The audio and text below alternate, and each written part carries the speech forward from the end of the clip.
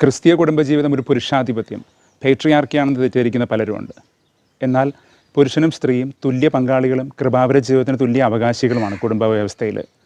ഒരുപക്ഷെ സ്ത്രീക്ക് ഒരു പടി കൂടുതൽ ശക്തി ഉണ്ടോ എന്ന് ചിന്തിക്കാനാണ് എനിക്ക് ഇഷ്ടം.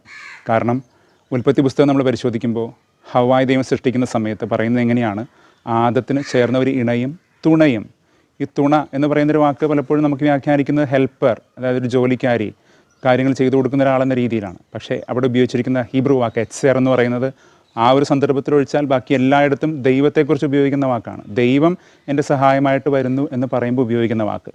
അപ്പോൾ എയ്ഡ് എന്ന് പറയുന്ന പോലെ നമ്മളൊരു അപകടത്തിൽപ്പെട്ട് കിടക്കുമ്പോഴോ നിസ്സഹായാവസ്ഥയിലോ നമ്മൾ സഹായത്തിനായി കേണപേക്ഷിക്കുമ്പോൾ ഉണ്ടാകുന്ന ഒരു തരം സഹായം, അതാണ് അവിടെ ഉദ്ദേശിക്കുന്നത്. അങ്ങനെയെങ്കിൽ സ്ത്രീ ഈ കൃപാവര ജീവിതത്തിൽ ആന്തരികമായ അർത്ഥത്തിൽ ഒരു പടി കൂടി മുന്നിലാണെന്ന് വേണം നമ്മൾ മനസ്സിലാക്കാൻ. ഈ ഒരു ബോധ്യം നമ്മളുടെ കുടുംബജീവിതങ്ങളെ മാറ്റിമറിക്കട്ടെ എന്ന് പ്രാർത്ഥിക്കുകയാണ്.